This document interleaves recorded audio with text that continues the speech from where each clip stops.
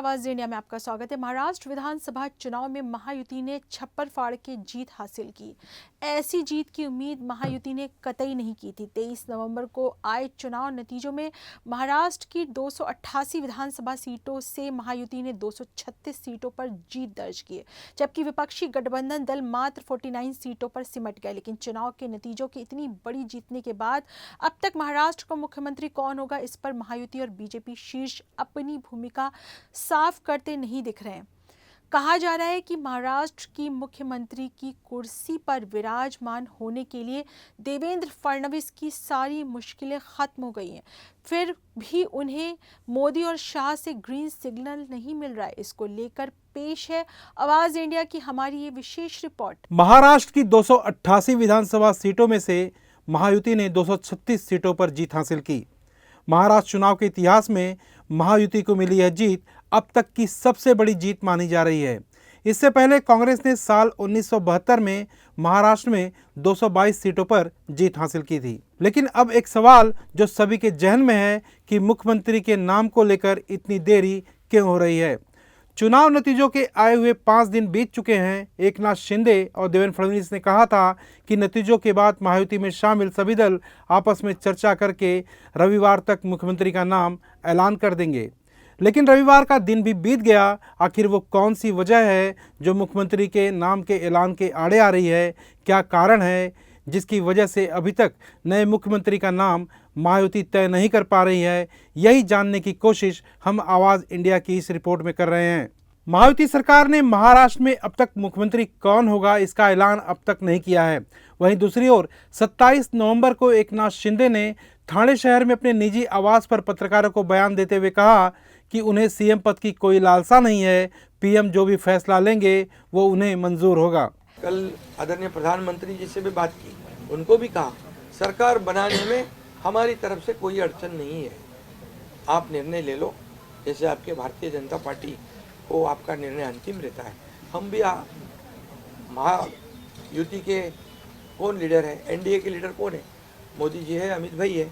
तो उनको कहा कि मैंने अमित भाई जी को भी फ़ोन किया, मोदी जी को भी फ़ोन किया, सरकार बनाने में हमारी तरफ से कोई भी रुकावट, कोई भी अड़चन, कोई भी कुछ भी किसी भी तरह का अड़ंगा नहीं है।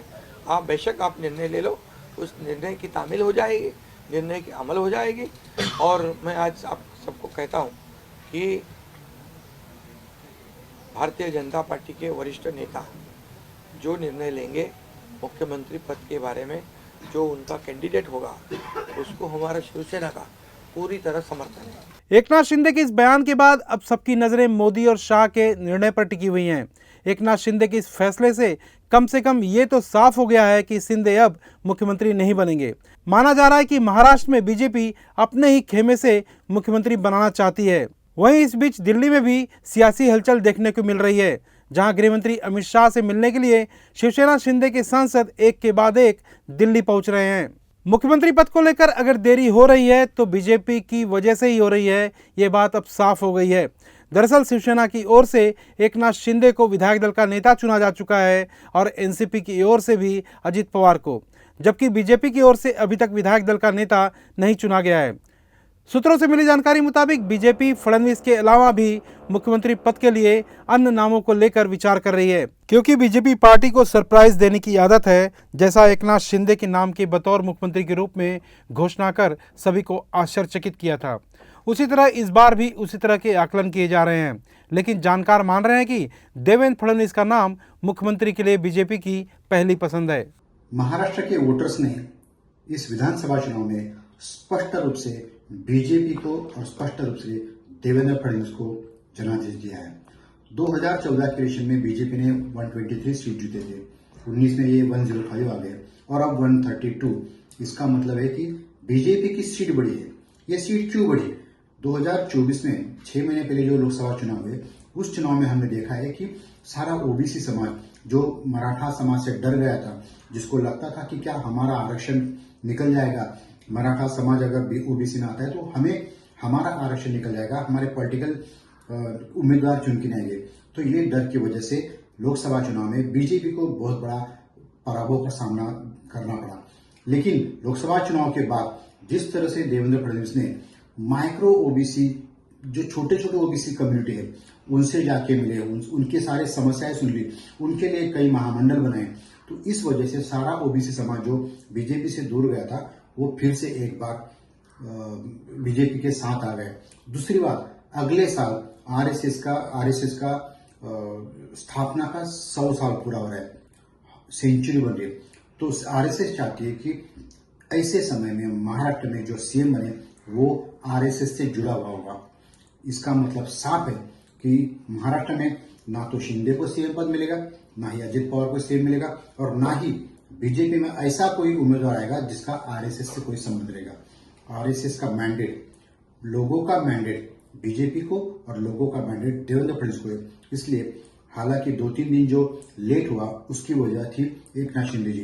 अगर उन्होंने पहले दिन क्लियर कर लिया था कि नहीं मुझे कुछ आपत्ति नहीं है, आप सरकार बनाओ, मैं आपके साथ हूं, तो ये 2-3 दिन जो बर्बाद हुए वो नहीं होते और शायद अब तक देवेंद्र जी ने सीएम पद की शपथ ली होती।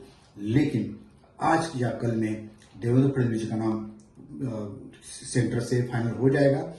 1-2 दिन में बीजेपी की विधिमंडल पार्टी की मीटिंग भी होगी और उसमें देवेंद्र जी का नाम चुना जाएगा और 2-3 दिन में या अगले आने वाले कुछ दिनों में देवेंद्र फडणवीस इस महाराष्ट्र के मुख्यमंत्री करके शपथ लेंगे।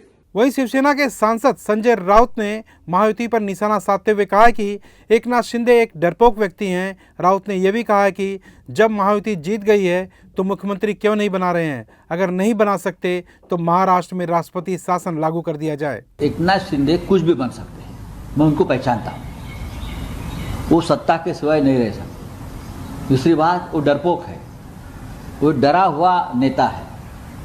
हमारी पार्टी छोड़ी तब भी वो डरे हुए थे ईडी सीबीआई के भय से।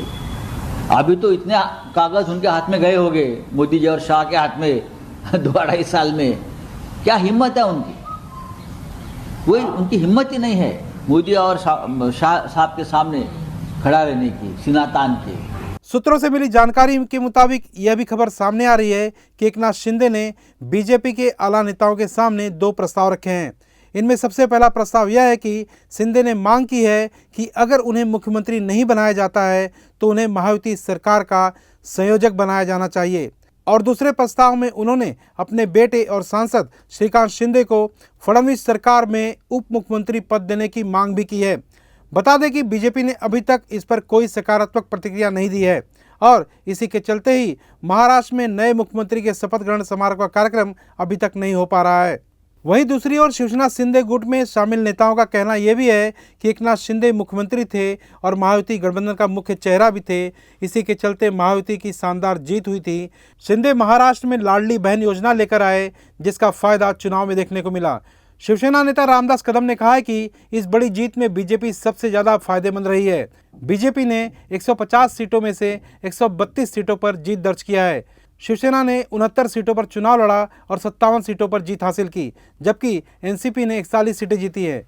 बीजेपी इस जीत में एकनाथ शिंदे के योगदान को नकार नहीं सकती। रामदास कदम के कहने से यही लगता है कि शिवसेना अब भी चाहती है कि मुख्यमंत्री महाराष्ट्र का एकनाथ शिंदे ही बने।